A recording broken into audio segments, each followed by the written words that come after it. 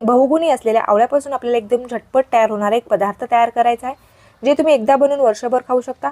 लहानांपासून मोठ्यांपर्यंत सर्वजण आवडीने खातील। या ठिकाणी मी अर्धा किलो आवळे घेतलेले आहेत। आवळे आपण छान स्वच्छ असे धुवून घेतलेले आहेत। बारीक किसणीने आपल्याला आवळे किसून घ्यायचे आहेत। सर्व आवळे आपण या ठिकाणी किसून घेतलेले आहेत। कढईमध्ये मी अर्धा किलो गूळ घालून घेतलेला आहे। अर्धा किलो आवळ्यासाठी आपल्याला अर्धा किलो गूळ वापरायचा आहे। आवळ्याचा हा किस आपण गुळामध्ये छान असा मिक्स करून घेतलेला आहे।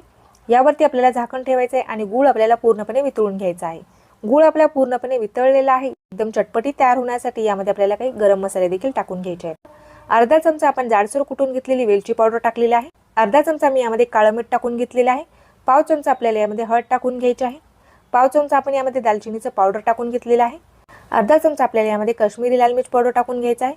किसून घेतलेलं आलं टाकून घेतलेलं आहे 1 चमचा। 7 ते 8 काळे मिरी मी जाडसर कुटून घेतलेले आहेत, ते काळे मिरी आपण यामध्ये टाकून घेतलेले आहेत। 1 चमचा लिंबाचा रस टाकून घ्यायचा आहे। सर्व मिश्रण आपल्याला छान असं मिक्स करून घ्यायचं आहे। गुळाचा आपल्याला एकतारी पाक तयार करून घ्यायचा आहे। गुळाचा आपला एकतारी पाक तयार झालेला आहे। मस्त असा आपला आवळ्याचा हा तयार झालेला आहे। काचेच्या भरणीमध्ये स्टोअर करून तुम्ही 1 वर्षभर ठेवू शकता। अजिबात